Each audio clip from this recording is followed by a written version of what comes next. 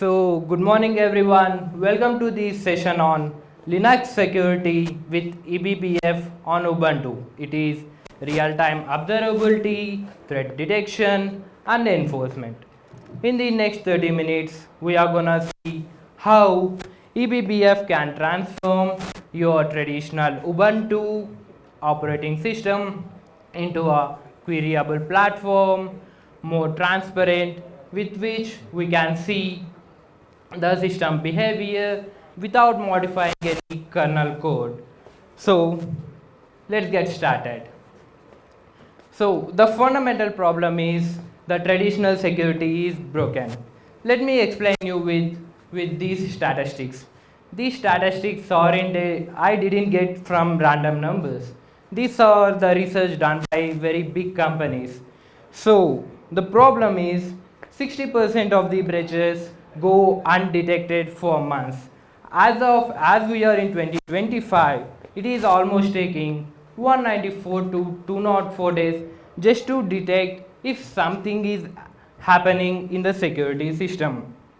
So, and also, but it is getting even worse and worse.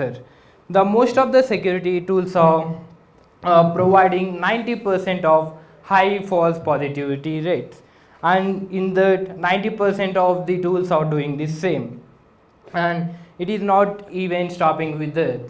There is, in the normal traditional security tools, there is no kernel level visibility, which means most of them have visibility to only user space, and they just try to info based on the limited data points and provide us with the fatigue alerts, which also creates chaos between the developers to developers and the security team because of false alarming, and finally the performance overhead. The traditional security tools, monitoring tools, almost take 20 to 30% of your system resources in the high production environment, which is not acceptable. So here the solution for that. Here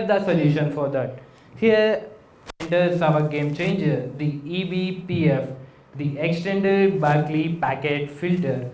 So, but don't let the name confuse you. The eBPF is for check. Yeah. The hello check. Yeah. The hello check. Yeah. The sorry something. Hello. Check. There's an issue with this one. Hello. Yeah. So sorry for the issue with mic. So here enters a game changer, the eBPF, the extended Berkeley Packet Filter. So don't let the name confuse you. It is for behind the packet filtering. The eBPF let you into the kernel level visibility. You can write the eBPF program in your known language like C program.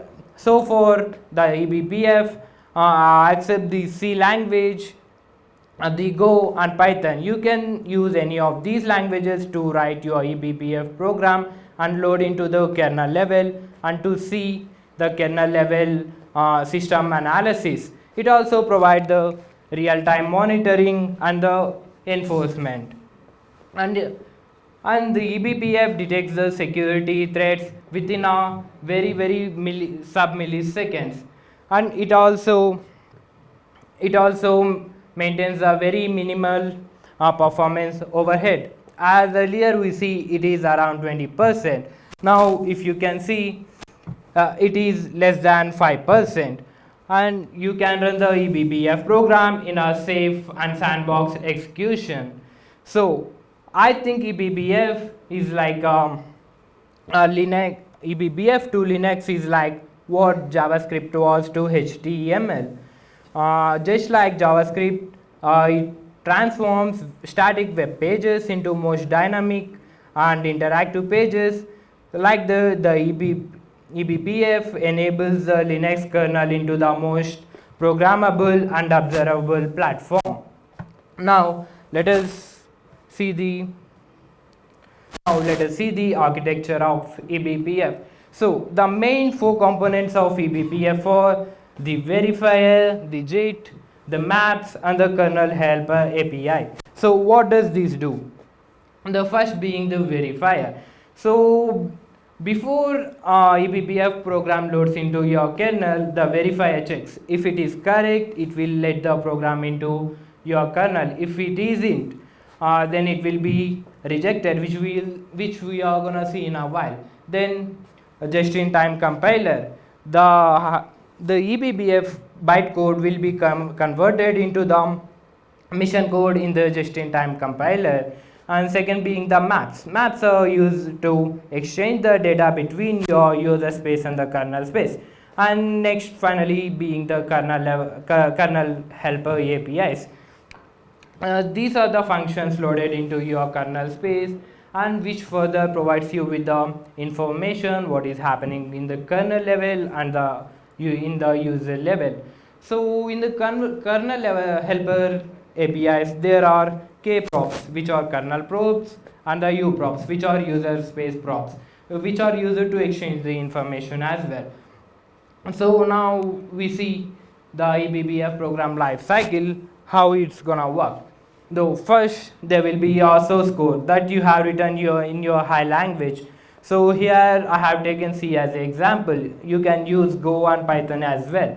So it will be compiled using CLang and LLVM. If it is in C language, you can use these compilation tools, CLang and LLM. If it is in Go, you can use Go specific libraries, and if it is in Python, there is a Python specific library called BCC. You can use that to compile that code. Then the eBPF bytecode enters into the kernel verifiers. So here what does the verifier do? The verifier ensures that program cannot crash kernel or access any unauthorized memory. So if there is any issue with this bytecode, the verifier immediately rejects the code, and then it will be into the just-in-time compiler, which here the eBPF code then converted into your mission native language. Then it will be into the kernel execution. Generally the eBPF is on web event driver. Whenever the event triggers, the hook gets activated and your program get loaded into the kernel. Then as usual the data collection happens and the exchange between the information being get exchanged between your user space and the kernel space. And finally all the required things you'll need to be monitored in your dashboard. And then we'll see how the verifier gonna accept or reject the code. So let us take for example, eBPF code doesn't support to have any loops in it. For an instance, let us consider it has a loop, and the eBPF is entered into the kernel space, and this verifier checks that there are some loops in the code which are not supposed to be in it, so it will immediately reject and send back it to the user space. Now here in the user space we'll get the alert that these are some errors, please fix this. And then after fixing we can reload it to the kernel space, and after the execution you can see output in the user space. And so you might be wondering why Ubuntu for eBPF. So Ubuntu supports eBPF in the all latest kernel versions. It comes with the pre-built packages for the Ubuntu BPPF CC tools and BPPF trace. We are gonna see mostly about BPPF trees, Falcon, Cilium in a while in a much deeper level.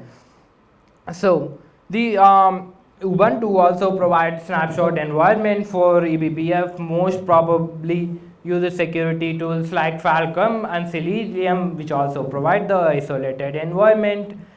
And however, we know that the Ubuntu also have the very large community which are where the code always be changing with the continuous security patches and updates. And being said that, Ubuntu never compromises with the security. So what has Ubuntu has done? By default, Ubuntu has stopped the unprivileged eBPF is disabled on all modern Ubuntu releases. What does this mean? Only root or processes with cap BPF can load your eBPF program. What does that mean, and why is this? A deliberate hardening measures is taken to reduce the attack surface. It mitigates history of vulnerable, which we had seen in the very early stages. Every measure is taken to save you.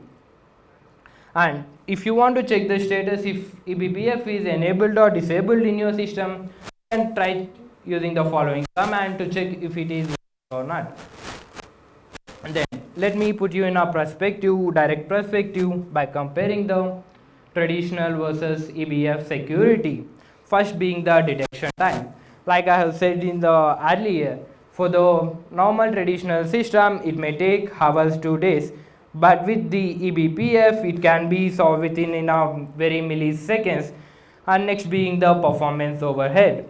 In traditional system, performance overhead is around 20 to 30%, which is in a high production environment, which is almost not acceptable. And here using eBPF, we can minimal it to the less than 5%. And next being the visibility. In the traditional system, you are having only visibility to your user space only, but in eBPF you have the visibility to the user space and the kernel space events as well. And finally the kernel changes. If you detect any threat in the traditional system, you are supposed to change or modify your code in the kernel level, which is a very insane thought. So in the eBPF, you are not supposed to change any kernel level changes. You only need to change the code in the eBPF, which runs in the safe and secure sandbox environment. So what eBPF delivers? eBPF delivers better, faster and stronger security. So let us explore the eBPF ecosystem. So for the eBPF ecosystem is emerged very matured significantly. They have different tools for the different security use cases. Let me explain you one by one. The first being the Falco. So what does the Falco do? Falco for runtime security intelligence, and the next being the Selenium. The Selenium is used for identity based networking, and then we'll see BPF tracing. BPF trace for dynamic system analysis. So what does this integration architecture explain? We can combine these all tools into a single security system to provide a comprehensive solution for our challenges. These individual tools can work independently or we can make them work together. So this integration architecture shows how we can combine all these tools to make a most comprehensive security for it. So we are going to see each and tool one by one. The first being the Falco. I consider the Falco to be crown jewel for runtime security intelligence. The core concept behind the Falco is it is based on the behavior analysis. So how do the Falco things? So how the Falco thinks in a different way. Generally, the traditional systems how they think is it the traditional systems how they think is it working fine? So and the Falco it thinks in a different perspective. So Falco thinks it like in a way, if this behavior is known or unknown. If this is an unknown behavior, then it will trigger the eBPF program, so that we'll get the monitors and alerts. So the main four principles of the eBPF are the first being the event driver processing. Reacts to the kernel events in real time. The next being you can write the customizable program for your threat detections based on your needs. Third being the multi-source correlation. It not only combines your system calls, it will also reads between the events between your Kubernetes APIs and cloud events to provide you with a deep level picture. And third being the behavior analysis, which understands is this behavior is normal with the system or not. So this is how the Falco thinks. Instead of asking, is this a known bad thing? Falco asks like, is this behavior normal for this application or not? So this is the Falco rules engine. First it will detect the signature. If it is a bad signature or not, then the behavior detection. If it is a bad known bad signature detection, then it will detect the behavior if the application is working fine or not. If it doesn't fine, then it will trigger the Falco eBPF code. So are there any companies which are using this Falco for runtime security threat detection? So I guess there are no one here who doesn't know about the Netflix. So Netflix uses the Falco to have the kernel level visibilities for their billions of events. They use the eBPF solution based on the Falco to trace the system callings across their across most of the 1 million plus containers to detect the microsecond level anomaly detection. And the results were very impeccable. They have seen 90% of faster investigations compared to other traditional tools and zero added latency, which means there is no downtime for it. The platform like Netflix, which provides a continuous streaming for the millions of users, even a very microsecond delay causes a lot of chaos. So with the eBPF, they have achieved the zero added latency. Then comes our another tool, Selenium. Selenium, the core principle of Selenium is moving from location based security with identity based policies. So what does this mean? Traditional network security is based on IP addresses and ports, especially so where the traffic is going and coming from. But Selenium understand what applications are trying to do, not just where are they going and where are they coming from. And here the core concept of Selenium, the main concept is identity over location. Normally traditional system what they do is they only focus where are the packets are going and where are the packets are coming from. But here in Selenium, what it does is it actually sees if the applications is working fine or not, and it is based on the workload identity, not only on the network position. And second being the Selenium understand your application protocols like HTTP, gRPC, Kafka and other protocols, and provides you with the deeper level insights about your kernel events. And it is intent based networking. The policies not only provides the technical details but also provides you with the business logic. And finally, zero network architecture, trust no one. It never trusts anyone. You need to always verify it. So this is how the Selenium network security model is different from normal traditional model. So Selenium network security model is fundamentally different from traditional approach. So traditional model asks, is this traffic allowed between these IP addresses? But here Selenium asks, is this application authorized to perform these specific tasks? So here Selenium understand what applications are doing or trying to do, not only just where are they going. So now we are going to see where is actually Selenium is using. Let us understand it with our case study.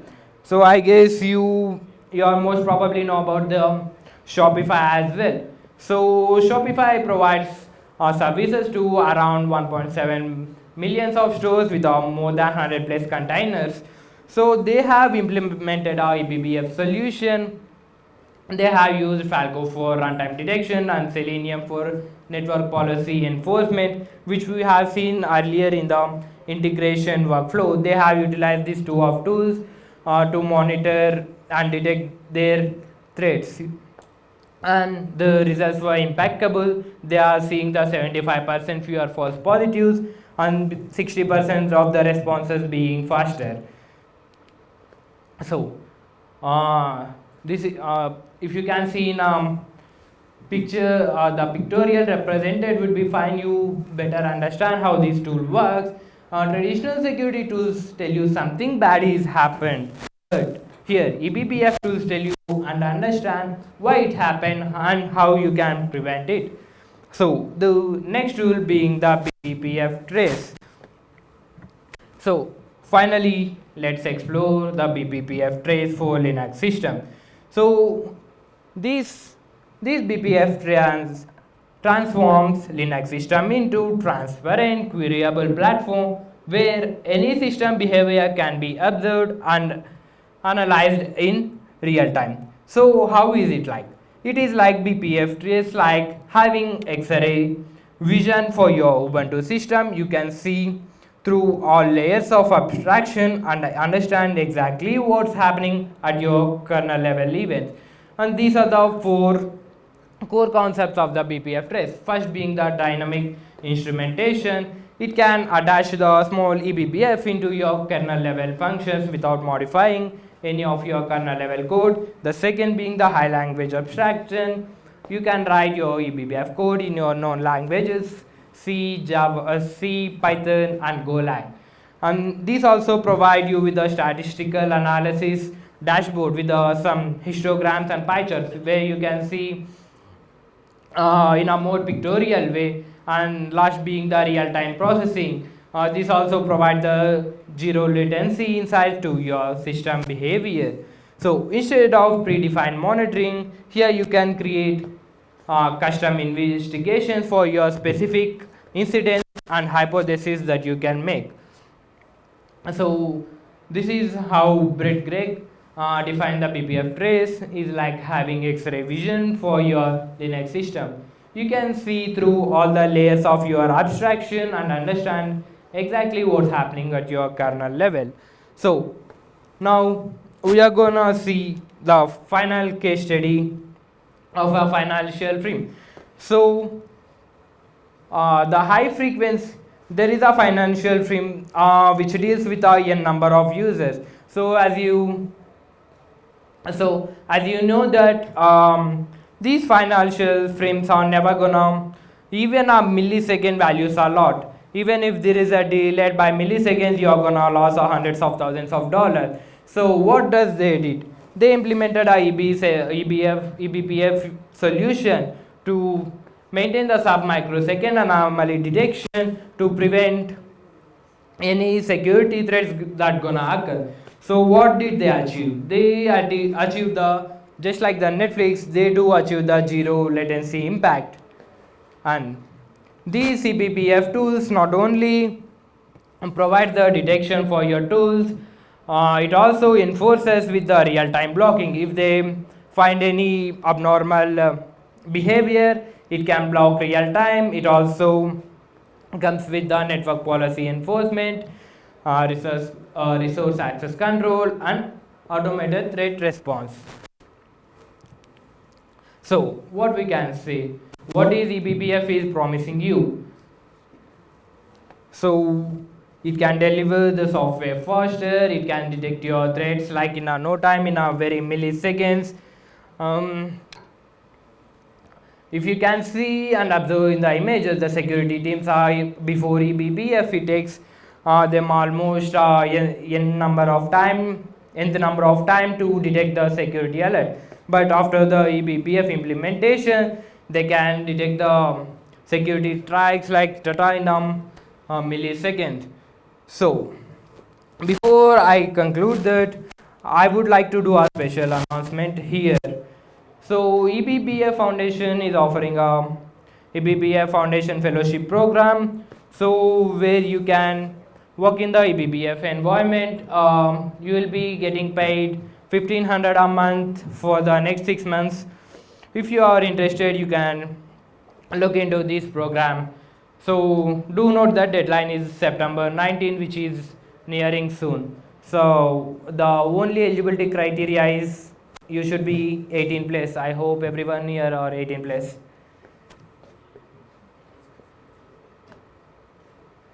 If you want, you can take the pictures of it.